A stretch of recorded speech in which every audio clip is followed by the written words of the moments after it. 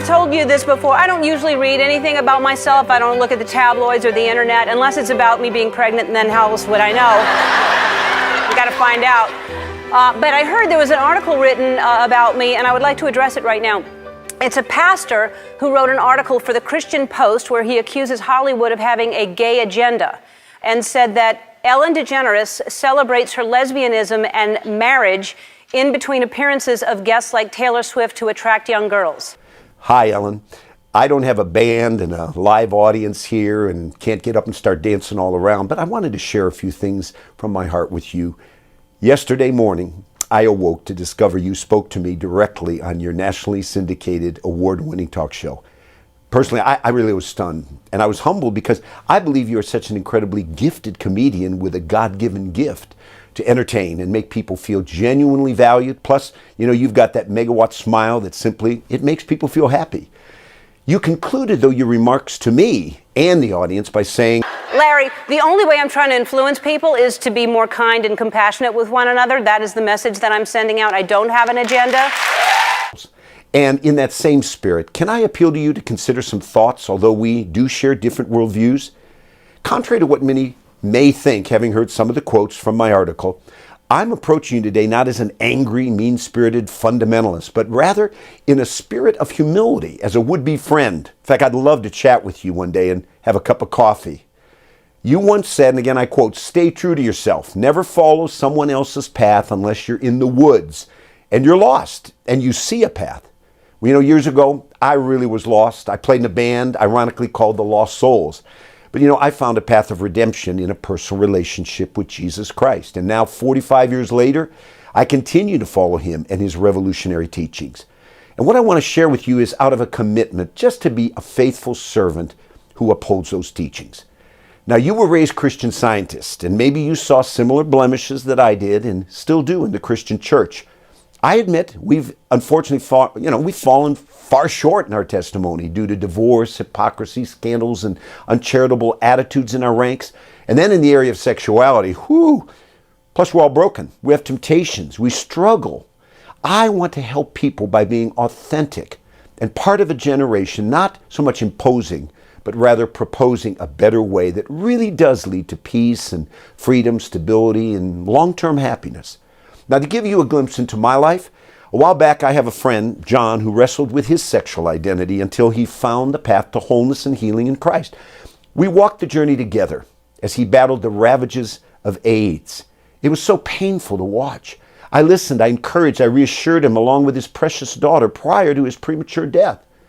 Later, I was able to take care of his memorial service in a way that I trust inspired all of his former gay friends who attended to reflect on his life and theirs. Now, Ellen, hasn't the time arrived for everyone involved in this dialogue on gay-related issues to lower our voices and approach one another with respect and civility, even though we have our differences? Now, I know there's a lot of shouting, accusations, name-calling on all sides of the gay debate, but how about you and I model something positive? Let me put you to the test. Even though you'll probably disagree passionately on what I say, can you grant me the freedom to be forthright with you and faithful to biblical teaching for which I'll one day give an account? All right, here goes. Now, you said, I'm quoting, "I don't have an agenda." Well, if I was sitting right across from you, you might give me a fist bump along with a wink and a nod and just tell me that was just a joke. Where I cited you, quote, celebrating your lesbianism, you said, Larry, I don't even know what it means to celebrate my lesbianism. I mean, well, I guess I do. It's like that. Remember, the premise of my article was that Hollywood has a definite gay agenda, and you are aligned with it. In 1997, you were on the cover of Time magazine declaring, "Yes, I'm gay," after declaring it on your sitcom. You're an outspoken representative for the Human Rights Campaign Coming Out Project and a member of the advocacy group FLAG, Parents, Families, and Friends of Lesbians and Gays. In the quote you shared on TV, I want to reassure you that I never thought or implied that you were trying to purposely influence young girls into lesbianism. Instead, my point was that as an out and proud lesbian woman, probably the best known and most loved in the world, you wield tremendous influence over these girls, and your influence is decidedly pro-lesbian. Wouldn't you agree? Also, when you say you don't have an agenda, I understand you are a committed vegan who promotes the lifestyle on your website and encourages adopting turkeys rather than eating them at Thanksgiving. You stand strongly for animal rights by having the Humane Society leaders on your show, along with once being PETA's Woman of the Year. Plus, you promote and raise funds for transcendental meditation. Now, I don't begrudge you these involvements. They're indicative of your personal agenda. I only appeal, shoot straight. Secondly, you said that, quote, Larry is watching a lot of gay TV. So in the article, the pastor criticizes a lot of TV shows for promoting gay agendas. He says that Glee has over 5 characters. Modern Family had a gay wedding. Anderson Cooper boasts about his homosexuality. If you ask me, Larry's watching a lot of gay TV. Truth be known, I don't watch much TV at all, let alone gay TV, but you sure don't need to, look very far to understand what I call the avalanche in culture today. Now, regarding my suggestion that responsible parents take advantage of wholesome classic shows to supplement their TV viewing, you got some laughs by mocking this idea and then jokingly portrayed Lucy and Ethel as possible lesbians. His solution is for parents to encourage their kids to watch classic TV shows like Little House on the Prairie and I Love Lucy. It's not like I Love Lucy is a great example for kids. She's shoving all that chocolate in her mouth. That's not good for kids. And then I did some research. If you don't think Lucy and Ethel had something going on, explain this picture right here. What's going on? Well, without children, you may not understand the awesome responsibility it is to really shape impressionable and vulnerable children. I've done it with children and grandchildren. Plus, I've been helping parents for over 42 years with this very challenging task. Now, you once said, and I quote, I don't need a baby growing inside me for 9 months. If I'm going to feel nauseous and achy when I wake up, I want to achieve that state the old-fashioned way, getting drunk the night before. Now, Ellen, those of us raising children and grandchildren make lots of responsible choices to ensure the little ones entrusted to our care become productive and healthy individuals. And in that spirit of kindness and compassion that you advocate, I just ask, give us some space here. Finally, and this is probably going to be the biggest test with what I share, you obviously disagreed with the fact that I referred to, I put in quotes, marriage, your marriage, in quotation marks. First of all, I'm not married. I'm married. That's all. I'm not trying to be offensive, yet I'm appealing that you recognize that truth can offend the sensibilities of those that are rejecting it. Ellen, a nation rises or falls on marriage. If we dismantle this pillar of society as it has existed for over 5,000 years of Western civilization, and we redefine it to accommodate other arrangements such as yours, or people advocating for polyamorous or polygamous or other configurations, what's going to be the consequences for this sacred institution and the future of our nation? The true Christian church has to stand as a sign of contradiction amid ever-changing cultural trends.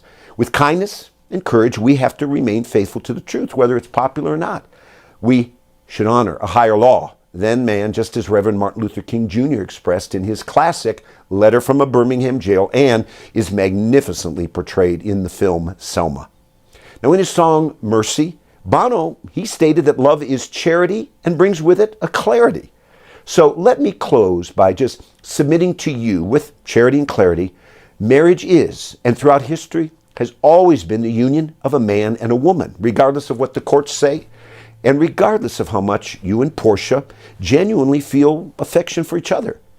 Now, let me give you 5 of the many reasons why gay marriage is morally wrong and cannot be called a righteous, authentic marital union. Number 1, it violates the clear and unambiguous moral teaching of the Scriptures, which serve as the basis for our Judeo-Christian laws and foundations as a nation. Number 2, it's contradictory to the self-evident truths of Mother Nature or nature's God, as our founding fathers expressed it, wherein men and women are designed and function differently, complement, complete each other, and through the wonder of marital union are able to procreate, to perpetuate the human race. Number 3, it's contrary to the explicit teaching of every major world religion, which upholds the integrity of marriage and family. Number 4, Ellen, it is an injustice, and it's unequivocally a harmful arrangement wherein our most precious entrustment, our children, are denied the love and nurture of a father and a mother who complement each other in a healthy family. And lastly, number 5, It redefines and devalues the institution of marriage exclusively between a man and a woman. It opens the floodgates for other arrangements, and it legitimizes a lifestyle replete with dangerous, at-risk sexual behavior, such as HIV/AIDS and over 30 STDs that are endangering lives, jeopardizing our healthcare, and impacting our economy. Now, there are multiple times in the Hebrew Christian Bible where homosexual behavior is explicitly prohibited as dishonoring God and natural order, plus it's destructive to those involved with them. Scripture throughout forbids us to be sexually involved in 7 areas. What are they? 1, parents. 2, children. 3, with siblings. 4, with another person's spouse. Number 5, with animals. 6, the deceased. And yes, number 7, same sex. Ellen, thank you. I mean this sincerely, for opening this door of communication. And if you would allow me the opportunity to continue this dialogue, this conversation with you, and I hope you feel my spirit coming through, I'd love to give you a Bible. And then you start to explore a little bit. I think you'll find some revolutionary truth that I trust will enhance your life and enable you to better fulfill your destiny. Hey friends, if you felt this video was helpful, make sure you like and subscribe so you get notified once new videos become available. Thanks.